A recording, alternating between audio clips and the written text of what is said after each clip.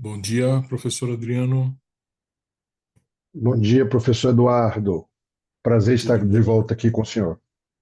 Igualmente, igualmente. Deixa o senhor de lado, por favor. Deixa eu me entender aqui com os.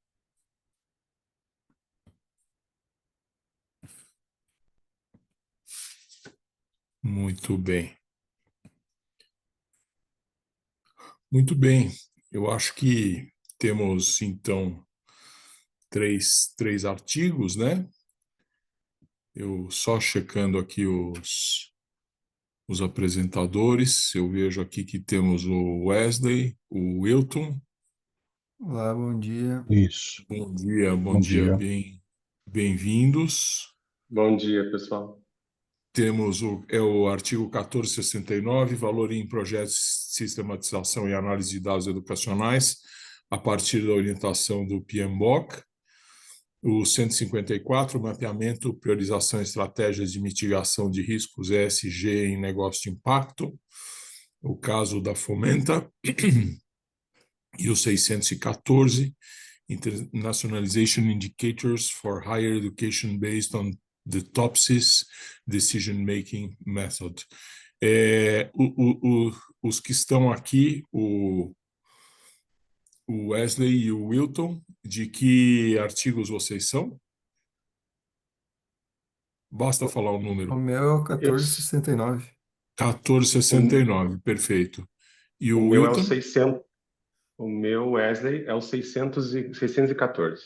614 e o 1469. Vamos lá, então, um dos, um dos artigos não tem apresentador. Perfeito. Perfeito. Professor Adriano, então podemos começar? Podemos? Vamos começar. Eu posso Podemos. colocar o tempo aqui.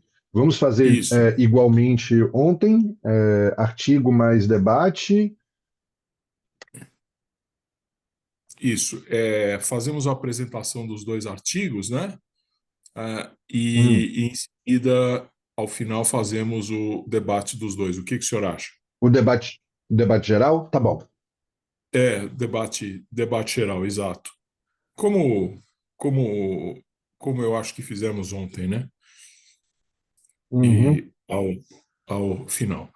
Perfeito. tá Então, ótimo. é o Wesley, né? O primeiro, 1469, é isso? Não, o meu é o 614, professor. E é o 614. International. Desculpe. Tranquilo. Espera aí. E então temos o 1469, quem Wellington. está é o Wellington. Perfeito. É Wellington. o que Isso. o, o Elton, isso, Wellington. Agora eu vi o nome Wellington. completo. Perfeito. Então, Wellington, se quiser começar, só porque está na ordem aqui, só isso.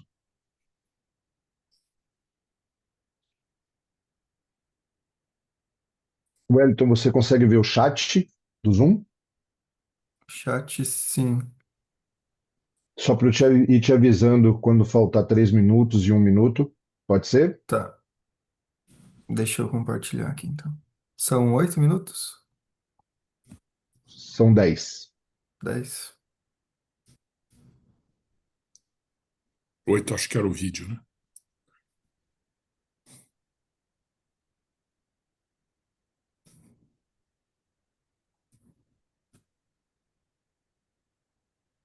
Já Estão vemos a vendo? sua tela.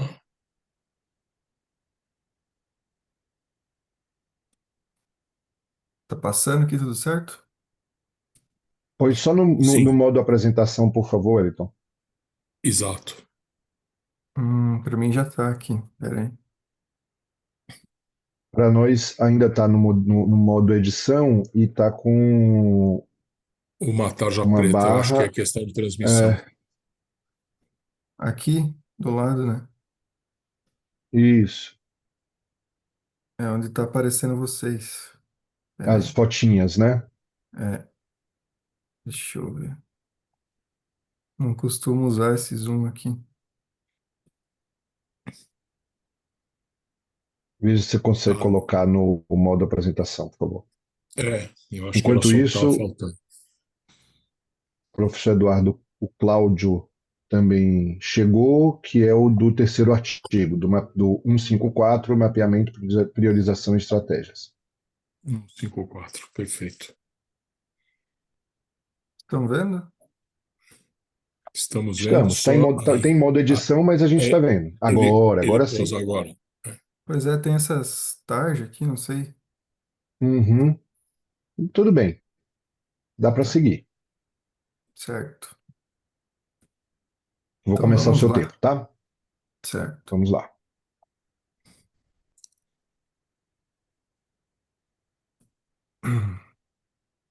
Então, bom dia a todos. Eu me chamo Wellington. Então, vou começar a apresentação aqui com um artigo intitulado Valor em Projetos de Sistematização e Análise de Dados Educacionais a partir da orientação PMBOK. Então, o artigo foi idealizado pelo professor Glaucio, né, doutorando da UNE de Chapecó, juntamente comigo, Wellington.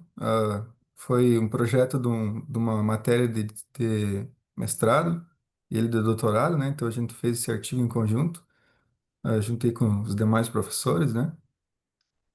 Então, a contextualização, né?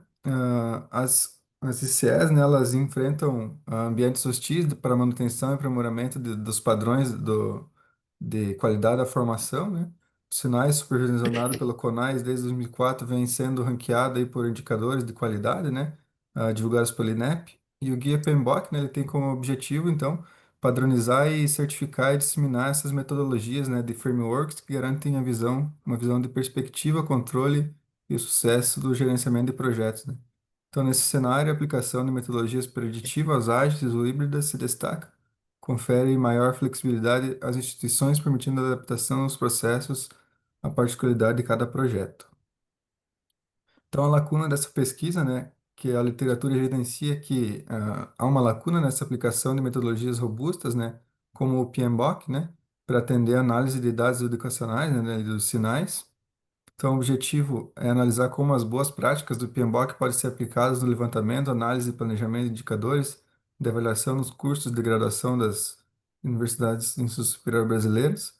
E a justificativa, então, né, é investigar como o PMBOK pode ser aplicado na sistematização da avaliação educacional, proporcionando uma abordagem mais estruturada e eficiente para a gestão dos indicadores de qualidade, orientando as universidades a utilizarem a abordagem da gestão de projetos para a melhoria contínua de seus resultados e, por consequência, né, a qualidade do ensino superior. Então, da revisão em literatura, a avaliação no ensino superior brasileiro, né? Então, essa expansão aí no foco qualitativo, né? Então, esse crescimento aí da expressivo que as IES teve, né? De matrículas aí desde os anos de 1990. Então, ele tem predominância, né, nas instituições privadas, né? Com ampliação aí dessa grande oferta aí de matrículas, né? Aí, também em detrimento dessa qualidade formativa. Também a desigualdade, né, da qualidade. Então, essa expansão aí concentrou-se em cursos talvez de baixa exigência acadêmica, né? Então, restringindo um pouco essa formação aí de excelência, né, em poucos nichos e também complementando aí, talvez o desenvolvimento científico e tecnológico nacional, né? Então, o sistema de avaliação sinais, né? Então, como eu comentei, desde 2004, né, ele avalia ali os cursos e também os estudantes, né, com foco aí na melhoria da qualidade dos cursos. Então, os principais indicadores são aí o ENAD, que é o desempenho discente, o IDD, o valor agregado do curso, o CPC, avaliação de curso, ah, o IGC, que é a avaliação institucional, né? Então, esses são indicadores para ranqueamento aí dessa qualidade do ensino superior brasileiro. Então, aqui um gráfico, né, uma figura, aliás, que mostra a evolução das matrículas do ensino superior. Então, ali tem, né, das matrículas, aqui ficou sem a legenda, mas as azul é as públicas e as verdes a privada. Então, ele tem essa grande crescente a partir da, talvez do final da década de 90. Então, 2.2 a revisão, importância da análise de dados para a melhoria contínua dos indicadores de qualidade na educação superior. Então, aí dados com decisões estratégicas, né? Então, essa simples disponibilidade de informações, né? Ela não garante a qualidade, né, do ensino. Então, é necessário uma análise sistematizada, né? Que orientada aí por evidências, né? Para subsidiar aí essas práticas pedagógicas, né? Tecnologia e personalização do ensino. Então, aí, ferramentas de análise, né, que permitem identificar aí esses padrões de aprendizagem, né? A cultura organizacional orientada por dados. Então, aí, esse uso estratégico, de dados ainda ele é ele ainda é limitado, né, pela falta dessa cultura analítica mesmo, né? Entre os profissionais, né? Então aí, acho que quando bem integrado, né, ele gera vantagem competitiva, né, e decisão mais sustentável dentro das universidades. Dashboards e business intelligence, né? Então, também aí um- uma contribuição aí da literatura, né, de visualização, de análise, né, em tempo real, que aí seriam esses dois ferramentas aí, né? Então, elas facilitam esse monitoramento, né, desses indicadores chaves aí e também detecção de fragilidades, né, dentro aí das instituições.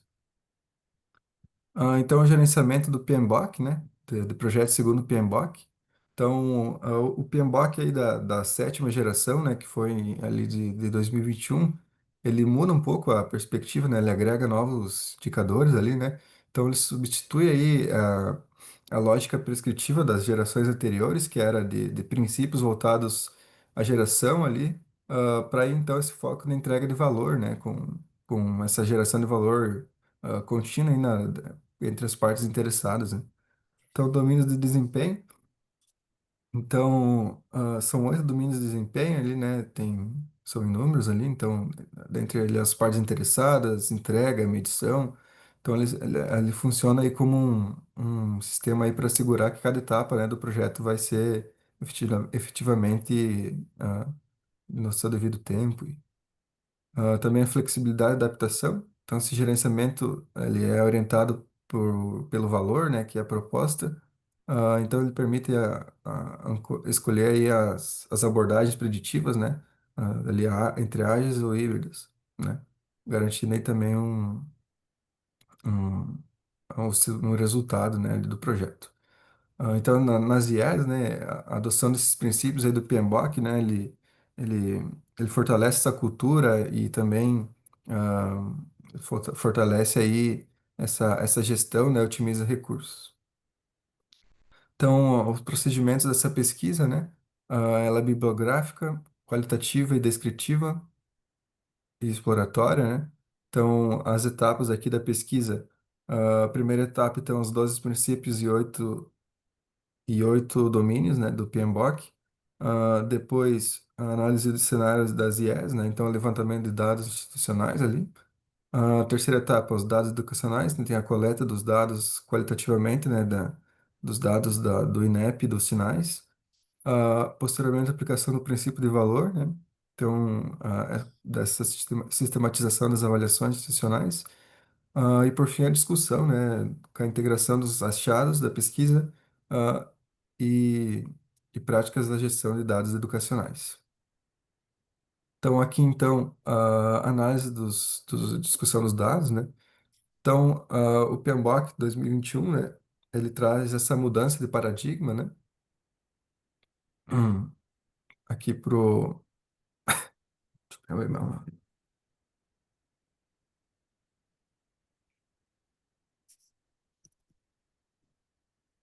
Então, essa mudança de paradigma, né, do PMBOK da sétima edição, ele traz essa abordagem, né, dos princípios de valor para a priorização da geração de resultado mesmo, né? Então, o princípio de valor, né, ele orienta que todas essas ações, né, elas estejam alinhadas à estratégia da universidade, né, buscando aí esses benefícios mais tangíveis, também intangíveis, né, dentro dos stakeholders. E esse sistema integrado de valor, né? Então, trazendo portfólios, programas, projetos, operações, né? Que atuam aí de forma mais independente aí, né? Assegurando que cada entrega ali dos processos do projeto seja concluída. E, novamente, as aplicações nas IES, né? Então, quando a IES adota esse princípio de valor, né? As instituições ali, elas podem alinhar seus projetos, né? Com as metas educacionais, né? Maximizando esse impacto social. Acho que eu vou me adiantar aqui. A discussão dos resultados, né? Então, valor como indicador de sucesso, né? Então, os projetos aí baseados nos dados educacionais devem gerar mais benefícios, né? Suas partes interessadas, alinhados com os objetivos institucionais, né? Então, não apenas ali cumprir seus prazos e orçamentos, né? Então, alinhamento estratégico e cultura dos resultados, né? Então, essa disseminação aí dos relatórios, dos dados dos sinais, né? Ele fortalece esse planejamento institucional, né? E mobiliza também os gestores na, na universidade. E também criando cultura ali orientada, né? E a qualidade da gestão. Então, os benefícios intangíveis, né? Ali do que eu comentei do uso das ferramentas de Power BI, de Business Intelligence. Então, isso daí gera relatórios personalizados, né?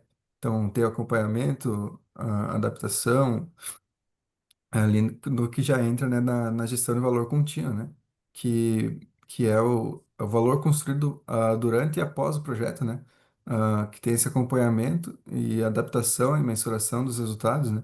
Então, ali tem também essa questão ali das estratégias e trazer sempre a excelência e sustentabilidade institucional. Wellington, Sim, você pode concluir, por favor, que seu tempo já terminou. sim. Último slide, então. Então, Tá. considerações finais, né? A gestão por resultados e princípios de valor, né? Então, essa análise aí do PMBOK, né? Ela orienta aí que a sétima edição, né? Traz que tornam essenciais aí para a melhoria contínua, né? Da competitividade, né? Nesse contexto das instituições de ensino superior. A transformação dos dados em estratégia, né? Então, o valor, ele está em converter esses indicadores quantitativos, né? Em qualitativos, em ações concretas, né? Para aprimorar esse ensino, né? Esse elemento estratégico e eficiência institucional, né? Então, o empregamento desse princípio do valor do PMBOK, né? Ele orienta a seleção aí de projetos mais assertivos, né? Otimiza recursos, né? E promove aí essa descontinuidade de ações pouco eficazes, né? Que muitas vezes acontecem aí dentro das universidades. E por fim, então, só para terminar, as limitações, né? Então, recomendo-se ampliar um pouco a amostra aí, né? Adotar metodologias mais mistas, né? E avaliar empiricamente também esses efeitos aí, né? Seria uma grande pesquisa futura. Então, para não me estender mais aqui, só as referências, né? E muito obrigado a atenção de todos. Muito obrigado, Wellington, pela sua apresentação. Vamos fazer a Obrigado. discussão ao final, né? Passou aí um pouquinho do tempo, mas ok. Eu acho que o próximo artigo a ser apresentado é o do Cláudio. Cláudio, bom dia. A gente não consegue vê-lo. O seu, o seu artigo na minha aqui na minha no meu painel é o mapeamento, priorização, estratégias de mitigação de riscos ESG em negócio de impacto, o caso da Fomenta, correto? Cláudio? Sim, professor. Olá, bom Olá, dia, professor. tudo bem? Bom dia. Tudo certinho? Então tá bom. É, o seu artigo é esse que eu acabo de mencionar, verdade? Isso sim, isso. Então, se você quiser se posicionar, o professor Adriano vai marcar o tempo. Você tem 10 minutos, né, professor Adriano, é isso? Isso. E faltando 2 minutos, ele levanta o cartão amarelo. Quando chegar aos 10 minutos, ele Eu- levanta o cartão vermelho. E aqui não temos acesso ao VAR. É isso. O Cláudio, se você puder deixar o seu chat ali do ladinho, é mais fácil para eu te avisar, tá? Certo. Então tá bom, quando você quiser, eu vou startar aqui o seu tempo. Bom dia. Vou apresentar o trabalho Mapeamento e Priorização de Estratégias de Mitigação de Riscos ESG em Negócios de Impacto, no caso da Fomenta. Esse trabalho ele é fruto de uma disciplina de gestão de riscos. Eu sou mestrando da Universidade de São Paulo, na FEA, e fiz esse artigo com alguns colegas de disciplina.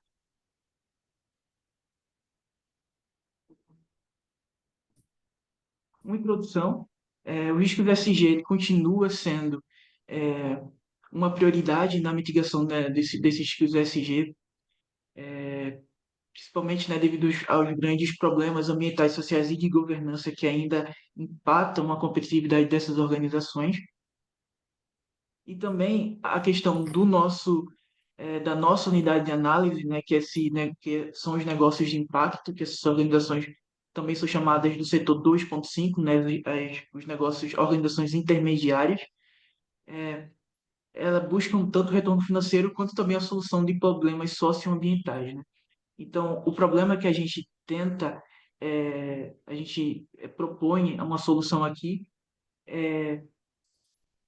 fazer um framework para que essas empresas, essas organizações, elas consigam é, priorizar e mapear e também tratar esses riscos ESG. Tem um problema nessas organizações intermediárias, né, mas não só um problema particular delas, mas sim de grande parte das organizações pequenas e médias, é essa falta de estrutura de governança, principalmente na questão da gestão de riscos, que é deixada sempre em segundo plano e tratada como não prioritária na tomada de decisão. Então, o objetivo do trabalho é mapear, priorizar e propor estratégias de mitigação de riscos ESG enfrentados pela Fomenta, considerando seu ambiente de negócios. O trabalho tenta oferecer insights práticos para gestores de negócios de impacto e também contribuir para a literatura, que tem uma escassez de frameworks de gestão de riscos específicos para esses tipos de organização. Então, falando um pouco sobre a nossa unidade de análise, a Fomenta, né? Ela é um negócio de impacto fundado em 2015. Ela é tratada como uma organização intermediária e também chamada de dinamizadora. Ela conecta organizações do terceiro setor, ONGs e institutos a empresas que buscam fazer trabalhos sociais, por exemplo. Então, as principais soluções que ela oferece são programas de fortalecimento para ONGs, gestão de redes e voluntariado corporativo. Então, essas grandes organizações, clientes da Fomenta, né, ela tem diversas empresas grandes que trabalham com ela e que buscam fazer trabalhos sociais e, através da Fomenta, elas conseguem fazer isso com um custo mais reduzido, em vez de prospectar esses voluntários, né? Então, a Fomenta faz essa gestão desses voluntários. Então, a Fomenta já apoiou mais de 2.000 ONGs e já fez mais de 70 projetos com grandes empresas. Então, vide a importância da Fomenta para a solução de problemas socioambientais.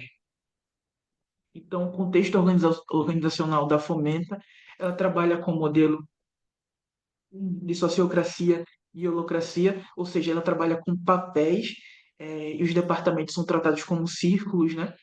E, na verdade, aqui a gente tem uma tomada de decisão muito mais consensual e com isso as decisões são tomadas muito mais rápidas, né? Então uma decisão só não é incluída, só não é institucionalizada se alguém tiver algo contra essa proposta. Se não for, se não tiver um problema com essa proposta, ela é institucionalizada. Isso torna a decisão e a mudança institucional muito mais fluida. Mas, mesmo assim, a Fomenta não tem ou não tinha um processo institucionalizado de gestão de risco. Ela não tem esse processo de estruturado. Sempre as organizações dizem que fazem gestão de risco, mas isso não é estruturado nos objetivos organizacionais e nem no planejamento estratégico. Isso fica muito mais informal. Isso acontecia também na Fomenta. E tratando, né, conversando com os gestores, a gente percebe a falta de conhecimento sobre essa prática, e também o tratamento informal que davam a essa prática. Então, na metodologia, a gente é um estudo de caso único, com abordagem qualitativa. Então, a gente utilizou dados secundários, né, que são os documentos e relatórios da Fomenta, que são públicos, disponibilizados os relatórios no site deles. A gente também fez entrevistas com 3 colaboradores, o diretor executivo, gerente de operações e gerente de metodologias.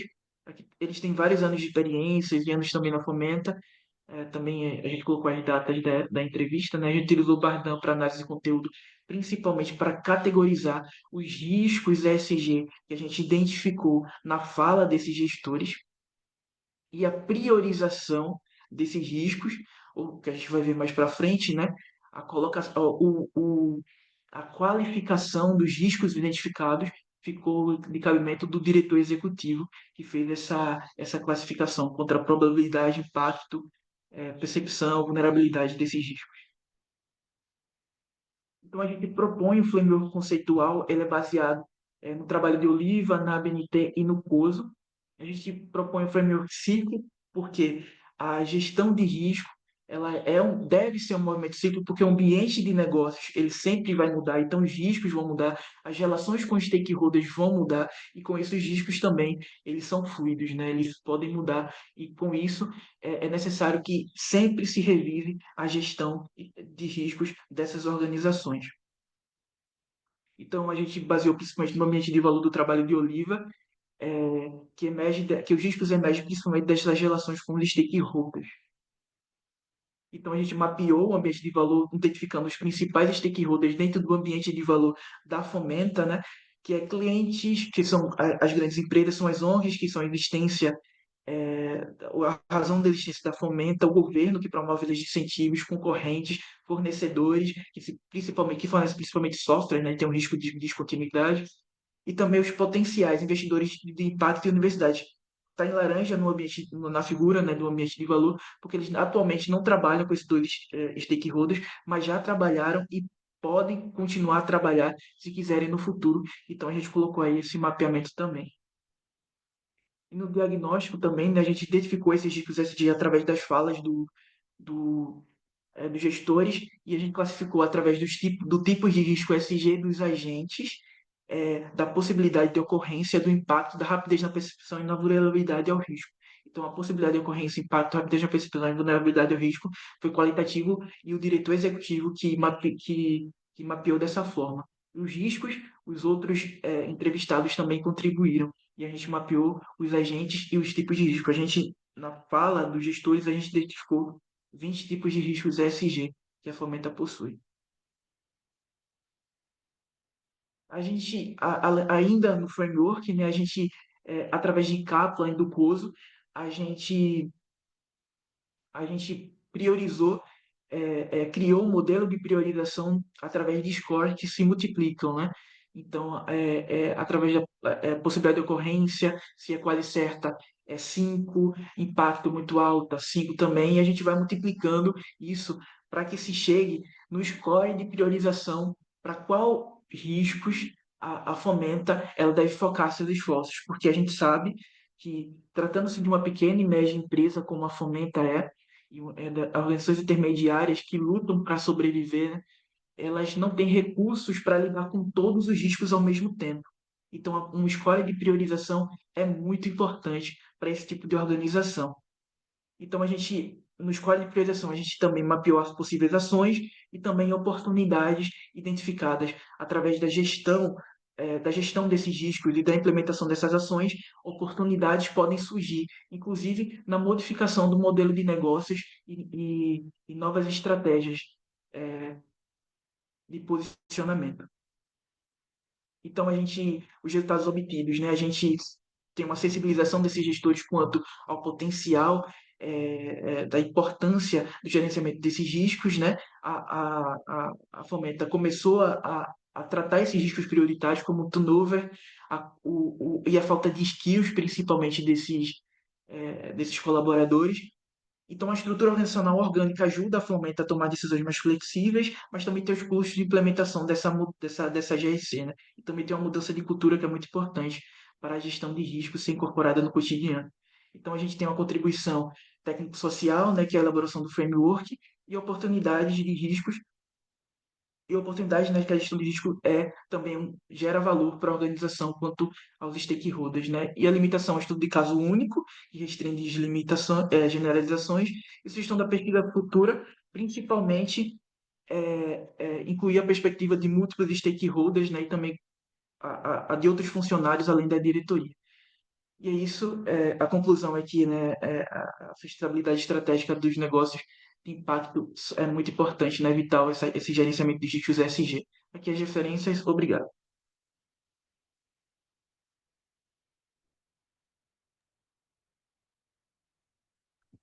Muito bem, Cláudio. Obrigado pela sua apresentação. Vamos passar agora ao Wellington, não, ao Wesley, né? Wesley. Perfeito.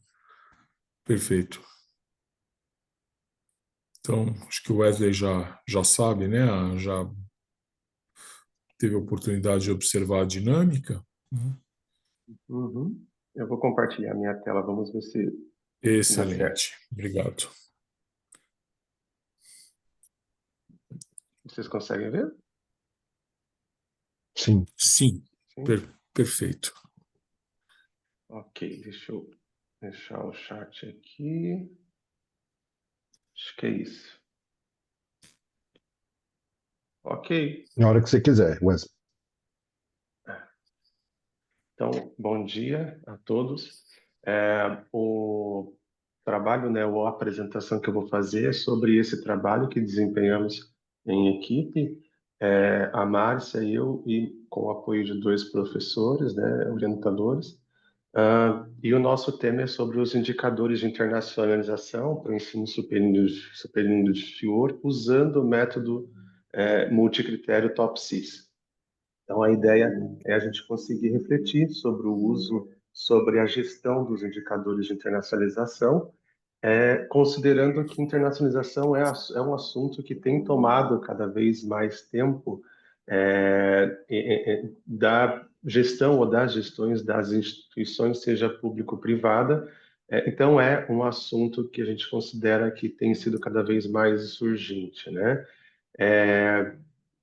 É um assunto que é multidimensional, então, e inclusive transversal, né? Não é competência de uma área ou atividade de um grupo específico, né?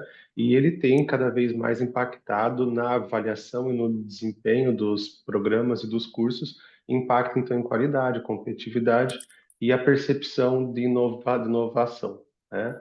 E a gente entende que há lacunas em instrumentos de avaliação, principalmente considerando os diferentes níveis de curso, né? E que dificulta até uma certa forma de racionalizar ou de mensurar para conseguir comparar ou avaliar ou até servir de ferramenta de controle, né? Então, é nesse contexto que a gente baseou esse estudo para avaliar os indicadores de internacionalização de instituições de ensino, não focando em um nível de curso, mas de forma transversal, né? Aqui o problema que a gente situou foi a ausência de métodos objetivos para avaliar nível de internacionalização. E aí o nosso objetivo na pesquisa foi avaliar os diferentes indicadores de internacionalização em instituições de ensino, utilizando aí como método para nos ajudar a nortear o TOP6. Como base teórica, né, para o que a gente se situou, ou se colocou, foi a base CNAE, que fala muito sobre internacionalização, né, sobre o uso estratégico, o posicionamento de internacionalização nas instituições de ensino, né. GAL também nos serve como base como referência, né, sobre indicadores aplicáveis. Então, a ideia de conseguir ter mais controle ou capacidade de gestão utilizando os indicadores. EGRON também nos dá uma base sólida e uma base para discussão sobre as dimensões. Então, a gente começou a entender um pouquinho como que todos os dados à disposição nas instituições poderiam ser agrupados para aí conseguir chegar a um nível de analisar e concluir alguma coisa, né? Então, Egron traz as 7 dimensões, que eu vou mostrar daqui a pouquinho aplicado aqui ao nosso estudo, e que nos ajudou a agrupar os diferentes indicadores que existem dentro da IES, né? E Bortoluzzi também que traz a ideia, uma aplicação muito organizada e prática do uso de método multicritério para avaliação no contexto de instituição de ensino. Então, é lógico que o trabalho tem muitas outras referências, mas aqui mostra um pouquinho a linha em que a gente seguiu no nosso trabalho, né? O método que foi utilizado para esse estudo foi quantitativo. A gente partiu, a abordagem quantitativa, a gente partiu de um método multicritério. A escolha aqui foi TOPSIS, então, considerando a quantidade de indicadores, pontos dados e contextos, a gente acreditou que TOPSIS seria o método mais interessante por ele trazer uma lógica que é simples e aplicável de ranking, né? Então, como conseguir ranquear e organizar os dados ou indicadores à disposição, considerando que tem, por exemplo, áreas ou indicadores que não têm dados, que são dados missing, né? Para aplicar esse método, né, e para conseguir seguir com o estudo, nós utilizamos 3 instituições de ensino, uma pública, uma privada, mas sem fins lucrativos, e outra privada, pura, com fins lucrativos. Nós cortamos os dados aqui na época, o estudo, esta análise foi feita em 2022, nós cortamos os dados 2017 e 2018, e tem muito a ver com as fontes aqui de dados, né? Nós utilizamos alguns relatórios institucionais destas organizações, dessas instituições, e aí, como nós queríamos fazer um estudo de internacionalização transversal, que incluía graduação e estricto, que são organizados e avaliados periodicamente, a gente tinha um problema de ciclos de avaliação, né? Mesmo o censo da educação superior acontecendo todo ano, o da CAPES tem ciclos, e os relatórios que a gente tinha à disposição, considerando o período de tempo, e os relatórios à disposição para avaliar todos os programas de estricto dessas instituições, nós tivemos que fazer um corte de tempo mais restrito, né? Considerando, então, os dados do censo CAPES e todos os dados que a gente tinha à disposição dos diferentes níveis, nós conseguimos chegar a 49 indicadores avaliados que foram agrupados nas 7 dimensões, né? O nosso método, usando o TOPSIS, seguiu a linha de raciocínio, que é de coletar esses dados, depois analisar, levando a normalização, cálculo de distância, né, positiva e negativa, ou seja, para conseguir quantificar cada um desses indicadores, né, e chegar ao score para priorização. Então, com isso, a gente consegue ranquear com base em indicadores, mesmo indicadores que são de formatos e tamanhos distintos, a gente consegue criar rankings para qualificá-los, né? Aqui é um pouquinho dos nossos resultados. Então, agrupando os indicadores por dimensões, estas são as dimensões propostas, né, com base nos dados dos programas e dos cursos de graduação, e mostra um pouquinho o resultado aqui do ranking, né? Considerando, então, internacionalização nessas dimensões, as instituições, ou a instituição federal que foi estudada, ela conseguiu um ranking maior, ficou em primeiro lugar em quase todos os critérios, e a filantrópica, né, ou a sem fins lucrativos, ficou em segundo lugar também em quase todos os critérios. A gente conseguiu notar uma diferença só em mobilidade e em potencial de pesquisa. Em potencial de pesquisa, a instituição filantrópica ela se posiciona em primeiro lugar, com uma diferença pequena, e também em mobilidade tem o destaque para a privada, e a filantrópica ficando em terceiro lugar, né? Então, mostra como a gente agrupou e como os indicadores estão agrupados, né? E como eles se dividem entre esses pesos e importâncias e entre os tipos de instituições, né?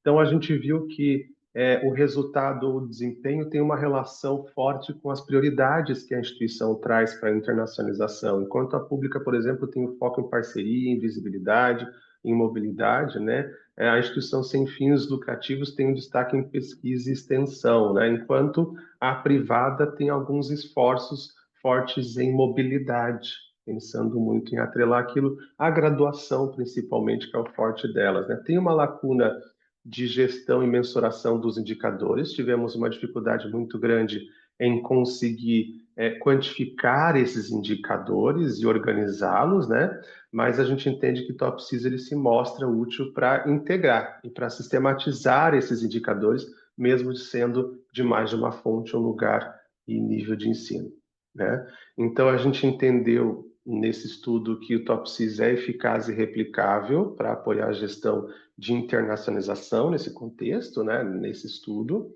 que o agrupamento dos indicadores em dimensões, ele, além de ajudar a organizar esses dados, reflete essas estratégias que são institucionais, né? E também que a falta de dados é uma barreira, é um problema para a gente conseguir fazer comparação e monitoramento destas ações focadas em internacionalização. A gente entende que tem potencial para avaliar outras instituições no modelo desse, tem como revisar e reduzir os indicadores com base na importância deles, integrar os dados qualitativos também, para ampliar o estudo focado, né? E desenvolver, então, modelos para automatizar esse monitoramento das ações de internacionalização. Aquelas referências principais que eu citei lá em cima estão aqui, e eu quero agradecer pela atenção. Professores, é isto? Obrigado, Wesley. Desculpa que eu terminei me passando dos 8 minutos, só mandei mensagem para você com 9. Desculpa, viu? Não, tranquilo. Imagina. Obrigado, Wesley, pela apresentação, também um estudo muito interessante. Queria, então, dar início à discussão, correto, professor Adriano? Isso. Então, temos aqui na audiência também o Eugênio. Bem-vindo, Eugênio. Não sei se tem mais alguém. Eugênio Não consigo ver. é do nosso grupo do grupo, perfeito. É coautor. Do nosso time de assessores e organizadores. Ok. Bem-vindo da mesma bom forma. trabalho. Bom dia. Bom dia, Eugênio. Muito bom. Bom, vamos dar início, então, à discussão. Queria, então, propor que a gente fizesse essa discussão na ordem em que os artigos foram apresentados, começando pelo valor em projetos de sistematização e análise de dados educacionais. Eu queria abrir para comentários, perguntas, enfim. O Wellington, com certeza, está à disposição para responder, esclarecer e, obviamente, debater o seu trabalho. Quem é que gostaria de abrir o palco? Eu posso começar, e aí eu dou a palavra aqui para os colegas autores aqui também. Excelente. Wellington, parabéns pela sua apresentação, pelo artigo. De novo, eu sempre digo que estar no SEMEAD já é um reconhecimento, e agradeço aí pela sua apresentação. Vou colocar alguns pontos que eu já tinha me adiantado lendo o seu artigo e, claro, aberto à discussão, tá bom? Então, como pontos fortes, eu gostei bastante do alinhamento com políticas e instrumentos nacionais, né? Isso aumenta a relevância do seu artigo, a estrutura clara das áreas do PMBOK aplicadas ao ciclo de dados e o enfoque em valor e governança de informação, né? Que é um tema realmente crítico tanto em redes quanto nas instituições de ensino superior. Alguns pontos sensíveis que eu acho que são para sua reflexão, eventualmente, se vocês forem, principalmente, publicar, né, querer publicar esse artigo. Acho que métricas de valor, a gente pode, vocês podem adicionar alguns KPIs, deixar eles mais explícitos, dar a oportunidade de mensuração de valor gerado por projeto de dados em educação, né? E eu acredito que isso possa trazer mais robustez ao seu trabalho. Existe uma questão de risco de dados, né? Então, também é recomendado um maior detalhamento de gerenciamento desse risco, incluindo privacidade, incluindo segurança, tá? E, claro, a validação externa, ou seja, como que a gente pode incentivar pilotos desse projeto em diferentes secretarias ou instituições de ensino superior, né? Eu acho que a validação externa também pode ajudar vocês na robustez do trabalho, tá?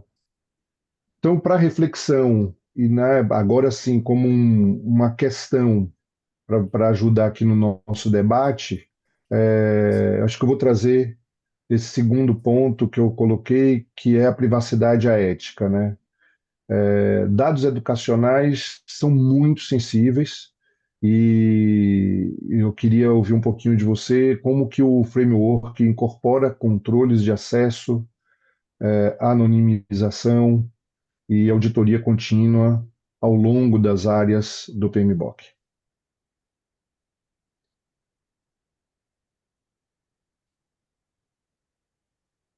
Hum.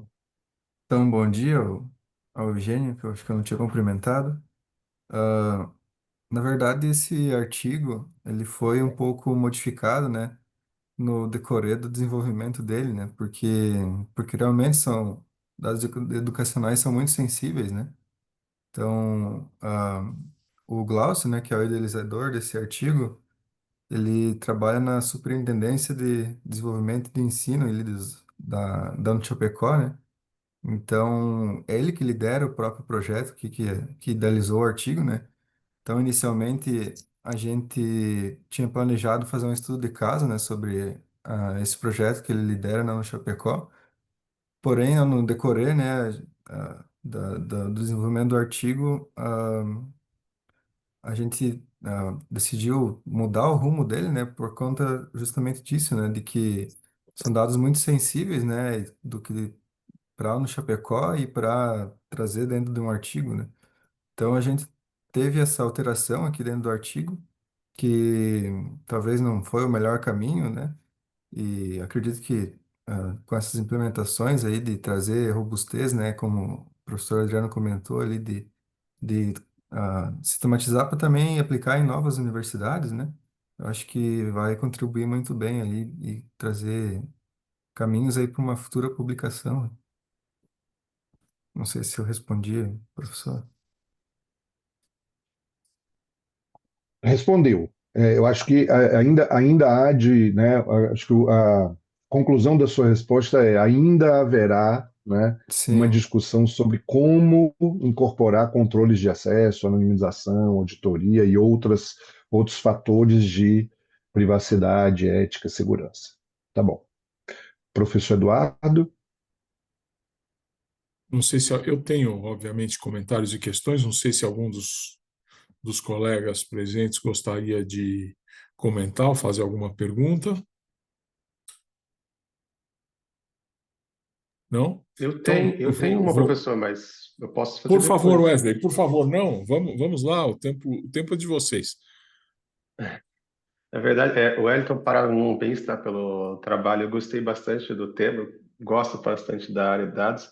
É, e aí eu fiquei curioso mesmo sobre o trabalho, porque você citou até no método, né, o uso de um estudo bibliográfico, né, qualitativo, mas também utilizando IS como objeto, né? E até agora, nessa primeira pergunta do Adriano, eu fiquei pensando nisso, E aí você comentou sobre o uso e não uso da instituição como base, como fonte de dados.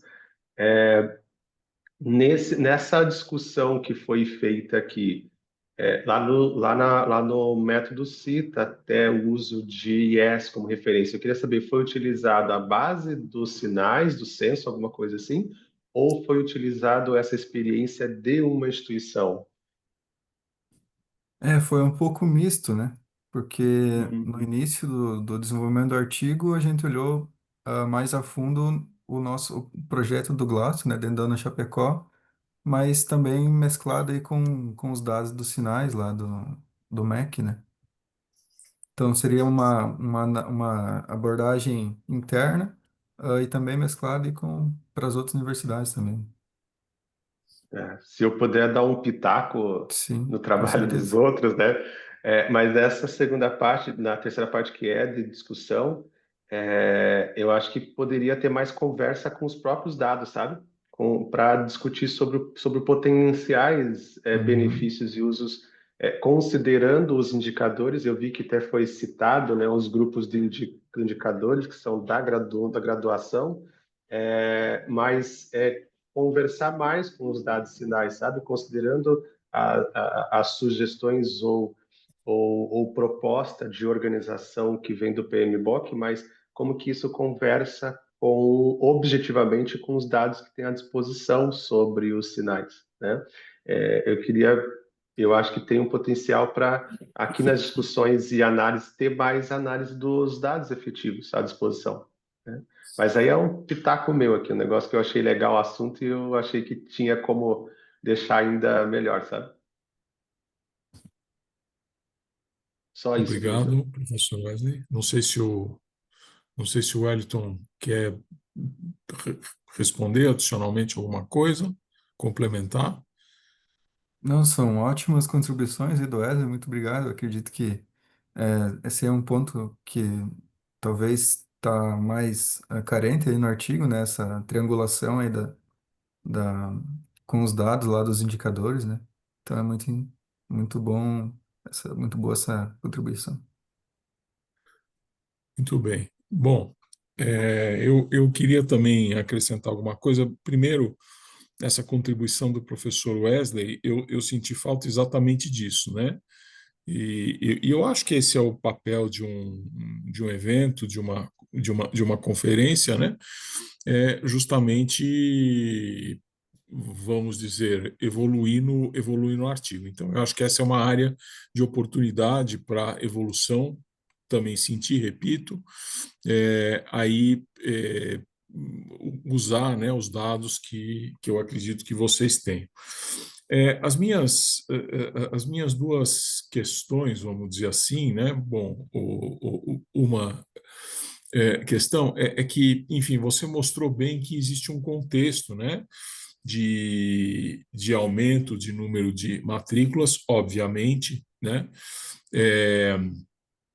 É, vamos dizer, concentrada nas instituições particulares, mas a pergunta ao final, né, e eu acho que isso provavelmente virá de uma análise mais intensa e aprofundada dos dados, esse crescimento no número de matrículas, ele está gerando valor para a sociedade ou não? O que o PMBOK tem, é, vamos dizer, numa análise preliminar, teria a dizer sobre isso, né?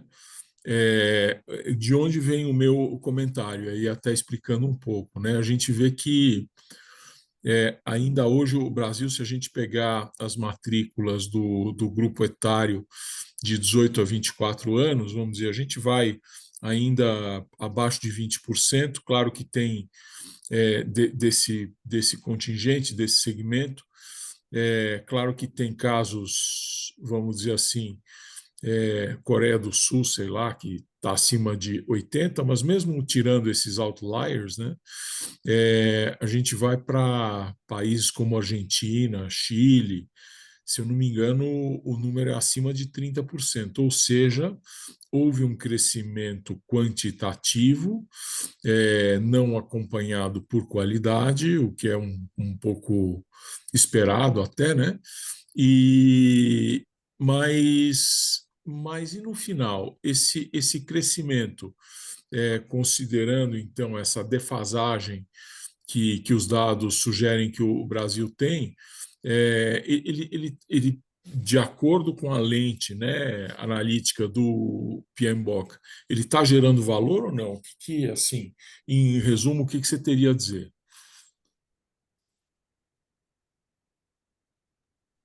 O PMBOK traz muitos, além do valor ali, né, o PMBOK é um guia de boas práticas, né? Então, além do valor, ele traz inúmeros princípios, né? Mas como ali no artigo ele tem questão de limitação de páginas, né? A gente optou aí por trazer essa perspectiva do valor, né? Então ali eu acredito que sim, te respondendo, né? Dentro ali da universidade, essa questão do valor ela é muito contribuinte ali para essa questão do da desenvolvimento desses projetos, né? Então ali o PMBOK traz, como eu trouxe na apresentação ali das ferramentas, né, de desenvolvimento do Power BI, de, de Business Intelligence. Então a contribuição do PMBOK ela vai ali para trazer, para não só trazer, entregar o projeto no tempo e dentro do orçamento, mas também trazer essa questão do valor propriamente dito, né, que o PMBOK traz ali como guia, né? Não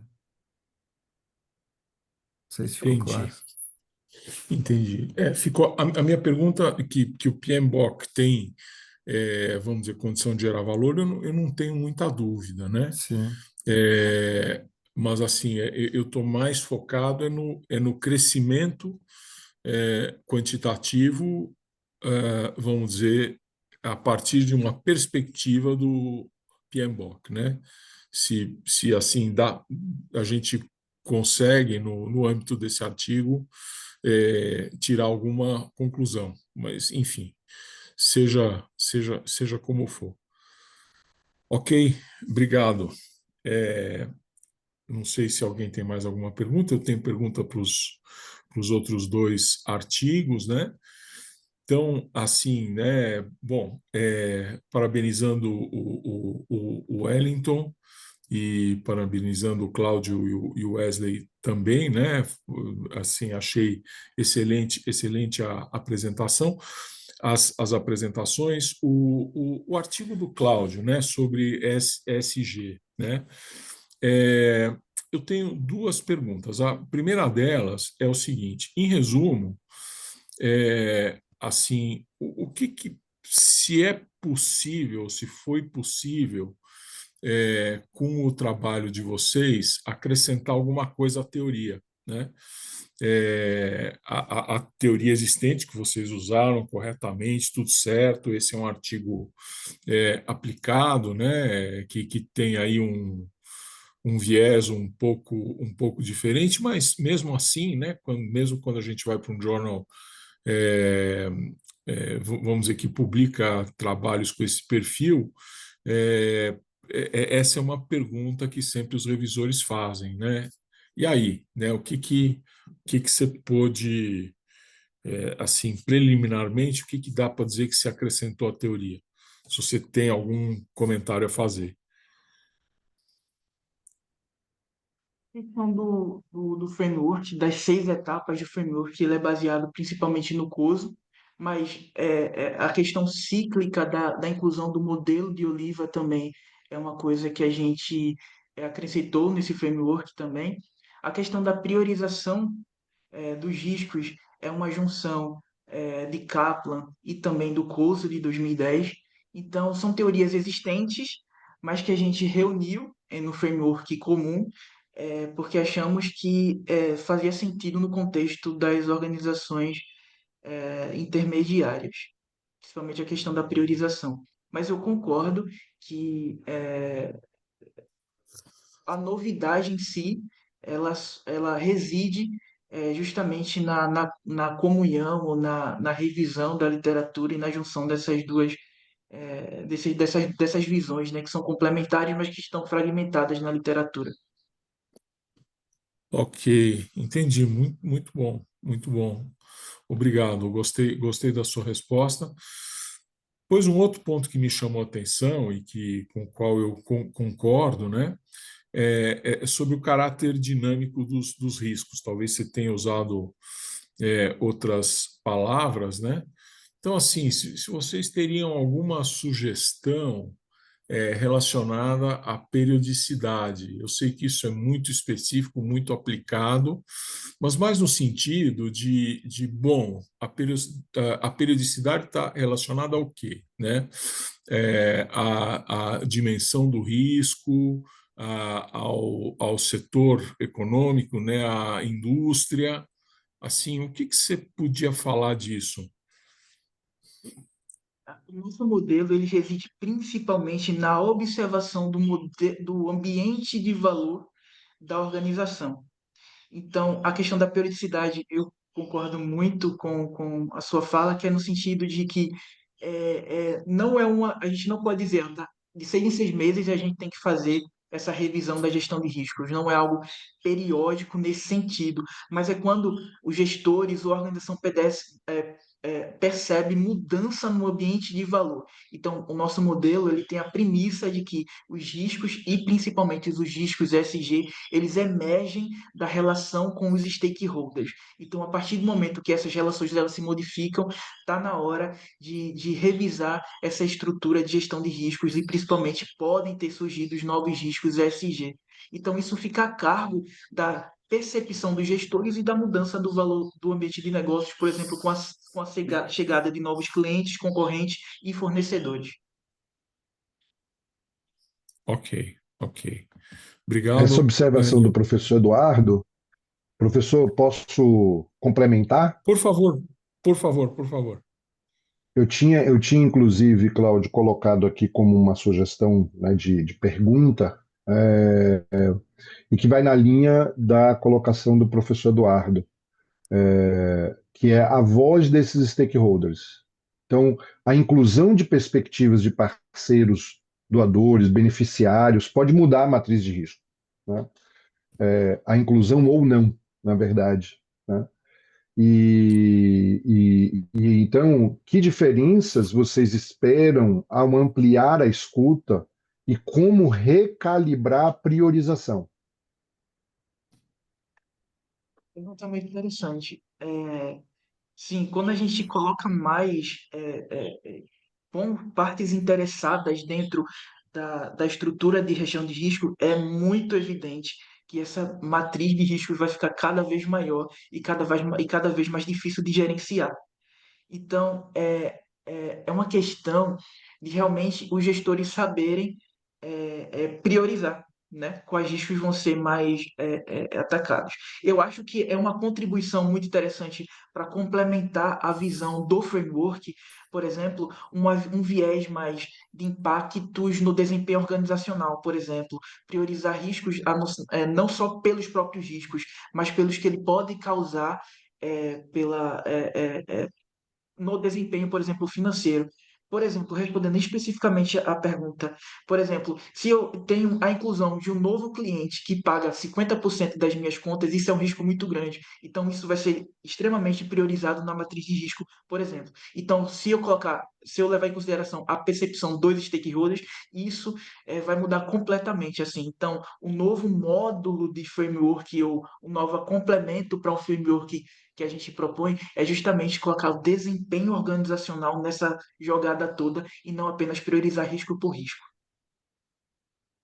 Acho que o desempenho organizacional, você também é excelente a ideia, e você, a partir desse desempenho ou mesmo dos objetivos da própria organização, você dá peso, né, para essa priorização que você está falando, né, ou para né, esse entendimento. Na hora que você dá peso, e aí pode mudar de uma organização para outra, você então tem uma nova, né, priorização da matriz e assim por diante. Pode ser um caminho, mas obrigado. Muito boa resposta.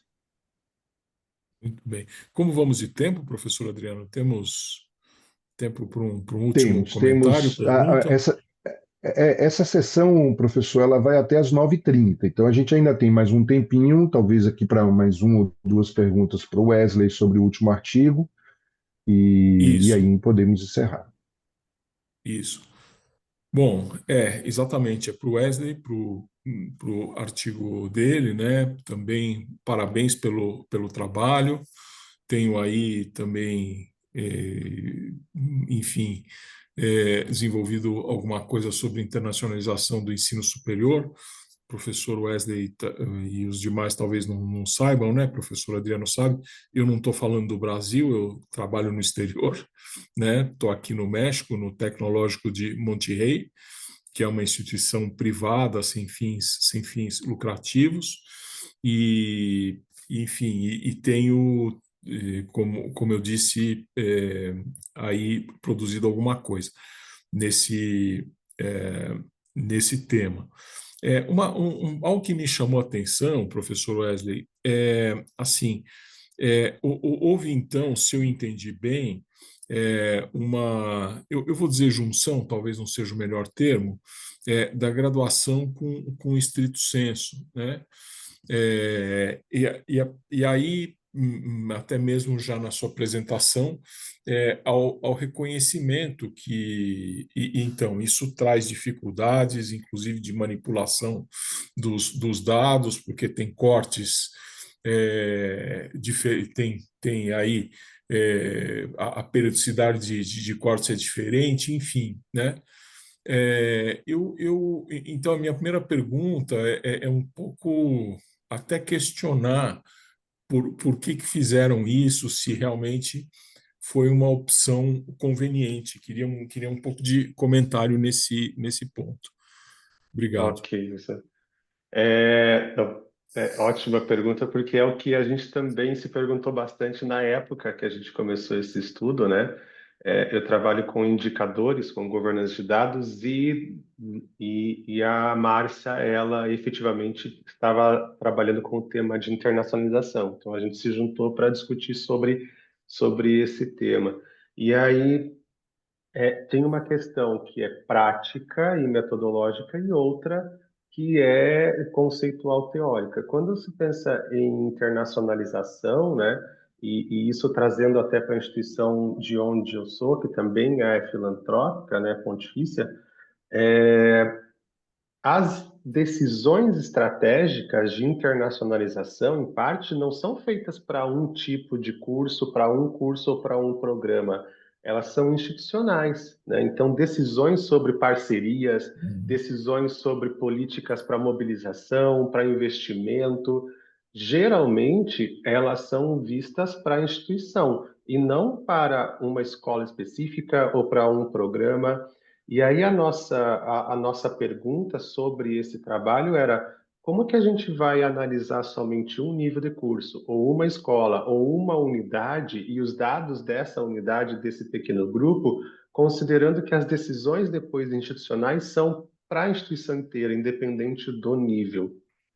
Então, a gente partiu primeiro das decisões que são tomadas sobre internacionalização, então, geral, e por isso que a gente chegou a Degron e a alguns outros autores, de que as decisões institucionais relacionadas à internacionalização não ficam presas a um tipo de curso e um nível. Se as decisões elas são maiores do que o nível, a gestão dos indicadores também deveria ser transversal. E aí, a nossa tentativa nesse artigo de conseguir agrupá-los em uma análise só. Então, a nossa ideia aqui foi conseguir refletir no método e no trabalho, na proposta, aquilo que já é prática da instituição, para que ele fosse depois aplicável em contexto real. Não, Essa foi a ideia. perfeita a sua resposta. Não, mas perfeita a sua resposta, porque realmente é uma premissa, né? Então, a minha pergunta, então, eu realmente li o trabalho, mas não acabei não me atentando para isso. Essa premissa está bem clara lá, porque, assim, partindo dessa premissa, eu estou totalmente de acordo, né? Uhum. Eu até acho, posso, vamos dizer, até acho que a premissa é discutível, mas uma vez que a gente aceita essa premissa, assim, eu tô não tenho dúvida que a sua análise ela está correta. A única coisa que eu recomendaria é que isso estivesse explícito, né? Porque Legal. acho que é aí que se assenta vamos dizer, essa perspectiva ou esse procedimento, se é que a gente pode chamar dessa forma, né? Legal.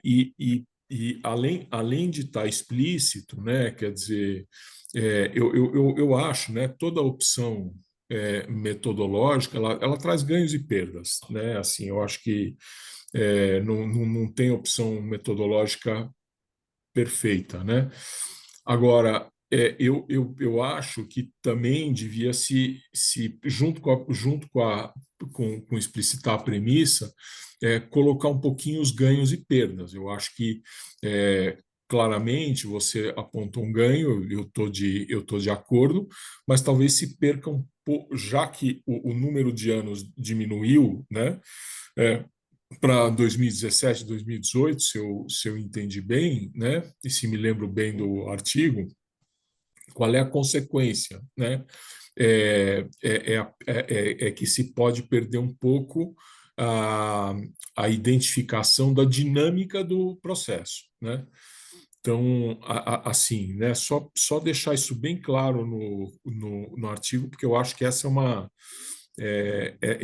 esse é um comentário de revisão que veio, que virá, né, dos revisores, né? Então, perfeito. Um último comentário, e esse talvez assim é um pouco mais sistêmico, eu vou dizer, né? Assim, um pouco, eu questiono um pouco é, o que veio primeiro? É o ovo ou a galinha, né? Então, assim, a gente olha para as conclusões do seu estudo, para mim fica muito claro, né, que existe uma diferença entre as instituições privadas, as privadas sem fins lucrativos e as particulares, correto? Né? Entendo eu. Agora, será que isso não está, vamos dizer, em alguma medida, eu acho que em boa medida, mas essa é uma avaliação minha, ligado ao contexto brasileiro, né?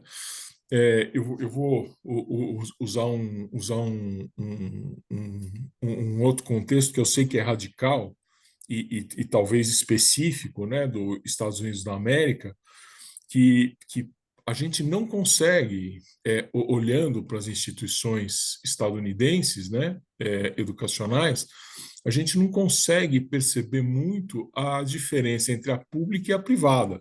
Claro que há diferenças, né? Eu digo a privada sem fins lucrativos, né? É, assim, a gente pega universidades, para dar um exemplo em uma outra dimensão, mesmo as privadas sem fins lucrativos, grande parte do funding que elas obtêm vem dos governos, sobretudo o governo federal. Claro, não agora, por aí razões de Trump, etc., mas se você pegar a história é essa, né? Então, o que é o resultado? Quer dizer, o resultado é que a gente não consegue perceber, quando a gente fala, por exemplo, de internacionalização, aí eu estou sendo específico, a gente não consegue perceber grande diferença, né? Até mesmo as privadas, né, que há aí mais diferenças, elas são muito mais, eu diria, similares às públicas e às públicas sem fins lucrativos do que a gente percebe no Brasil. Então, assim, eu não sei, né, até que ponto assim a gente está vamos dizer, o contexto, né, ele acaba direcionando esses resultados, entende? Então, onde é que eu quero chegar? Talvez um estudo entre países, né, possa ser bastante interessante, né? Eu sei que a gente vai para um outro nível de dificuldade, obter os dados, comparar os dados, mas pode sugerir aí algumas, vamos dizer, né, que algumas situações elas estão muito relacionadas a esse contexto de histórico de política pública e de como se formou o ecossistema, né, vamos dizer, de ensino e pesquisa, né, é, no Brasil ao longo de décadas ou mais de século, né? Então, assim, nada mais esse comentário que eu queria fazer. Também queria ouvir aí, se a gente tem aí uns minutinhos, aí um pouco a sua reação, né? Legal. A esse Não, meu legal. comentário. Show. Não, eu adorei o comentário, porque é super pertinente, né, com o tema. É, e, é, e a gente tomou um certo cuidado, né, sobre as conclusões, para não dizer, por exemplo, que um nível é melhor que o outro, que é maior que o outro, que internacionaliza mais que o outro. Primeiro, porque a gente sabe e entende que no Brasil a forma como as políticas se implementam como ações nas instituições de ensino não dá para comparar, por exemplo, as diferentes categorias, né? O que é exigido de uma universidade é diferente do que é exigido do centro universitário, do que é exigido de uma faculdade. Começa por aí, né? A gente tem uma pressão de exigência real de que a universidade tem que manter estricto, por exemplo, que é diferente da exigência de uma faculdade.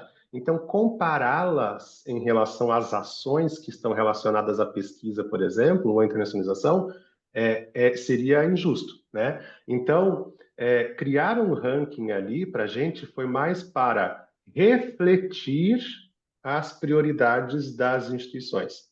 Então, para a gente não foi dizer quem é melhor ou pior naquilo, mas é mostrar e evidenciar, olha só, as instituições e dos diferentes tipos aqui, que são a universidade sem fins lucrativos e uma faculdade, elas têm ações que se refletem nesses dados que levam a nos entender que a universidade e a universidade sem fins lucrativos estão priorizando estas ações, que levam à dupla diplomação, que leva à diversidade, que leva à parceria e acordo.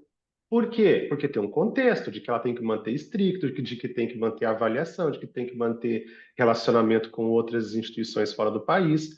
Em contrapartida, a faculdade, por exemplo, a instituição privada e que não tem exigência que a universidade tem, ela consegue praticar a internacionalização no nível da graduação. Então, é mobilidade, mandar, enviar e trazer alunos, né? Então, esse contexto maior de política pública se reflete numa organização dessas instituições, de uma exigência que elas têm que cumprir e que vai impactar nas ações delas.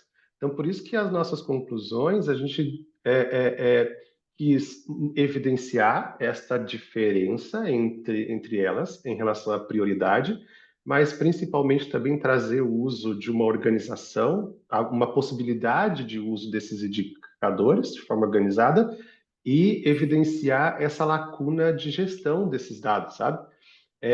Que poderia ser dar mais capacidade de controle para as instituições se tivesse uma organização melhor, por exemplo, entre níveis, se a gente conseguisse manter os dados, por exemplo, da CAPES, aqui no nosso caso a CAPES, das avaliações do estricto, em uma forma mais fácil e mais acessível. Então, levantar mais essas questões do que dizer que a pública é melhor do que a privada em translação, isso realmente não para a gente não faz sentido mesmo, né? Uhum, uhum. Não, obrigado pelo comentário. Essa questão eu acho que talvez deveria, se já não está nas limitações do trabalho, né? Quer dizer que de não querer dizer que ou não sugerir que uma é melhor do que a outra, que essas coisas estão ligadas ao contexto, enfim, que isso esteja ali bem claro, né? Acredito que ao final, nas limitações que todo trabalho tem, zero problema com isso, né? Nada mais esse alerta. Obrigado, Wesley. Parabéns pelo trabalho mais uma vez e sucesso Obrigado, a professor. você e a todos aí no avanço, na publicação. Obrigado, professor. Passo a palavra de volta ao professor Adriano. Não sei se alguém mais. Mais algum colega quer fazer algum comentário? Gostaria de Opa, parabenizar não só o Wesley, mas o Cláudio também. São ótimos artigos, ótimos estudos. Gostaria de agradecer a contribuição do Wesley, aí, do professor Adriano, do professor Eduardo. São indagações que é a vantagem do Congresso, né? Trazer essas reflexões aí para os nossos artigos, né? Então, acho que foi muito bem proveitoso aqui. Obrigado. Muito bem. muito bom. Professor Eduardo, só um último aviso. Aqui eu coloquei no chat o link para a avaliação dos participantes. Então, peço que vocês, ao final aqui da sessão, avaliem, porque para a organização é muito importante essa avaliação. Bom, muito obrigado. Professor Eduardo, Fizemos isso ontem, professor? Eu não estou lembrado eu de confesso ter que feito. eu não lembro. Ontem eu estava como assessor, né, que eu não me lembro agora o nome certinho, mas eu era adjunto, né, o assessor principal era a Natália, e eu não lembro se a Natália Ah, ok. colocou, Talvez ela mas acabou se eu acabei de esquecendo. fazer a pergunta aqui para o Eugênio se a gente consegue enviar para os autores mesmo depois das sessões. É. Não, ok, perfeito. Perfeito. Mas Então, nós são só. conseguimos, tá? O moderador e os assessores conseguem lá no portal do SEMEAD, a no- gente já tem acesso à nossa avaliação, tá? Ok, perfeito, ok. Então, passo a palavra de volta, se o professor Adriano quiser encerrar a sessão, ou qualquer outra Não, situação, por favor. tá ótimo.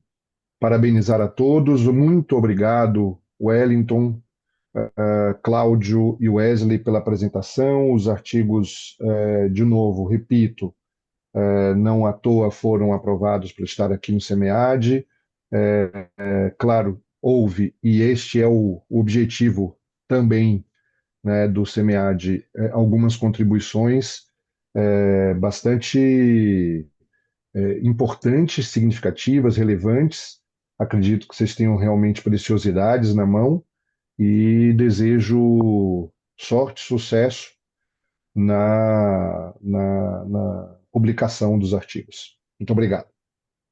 Professor Eduardo. Ok, não, também da mesma forma, faço minhas as palavras do professor Adriano, né? Agradecer e parabenizar aí os três autores e também aos coautores que não estão, pelos artigos, principalmente agradecer e parabenizar pela apresentação e pela excelente sessão. Desejo um bom dia, um bom evento a todos. Tchau, pessoal. Muito obrigado, Obrigado, hein? tchau, boa Obrigado, noite. professor Obrigado. Eduardo. Tchau, bom Obrigado, dia, tchau, tchau. professores. Tchau, Tchau, tchau. igual, tchau. E tchau.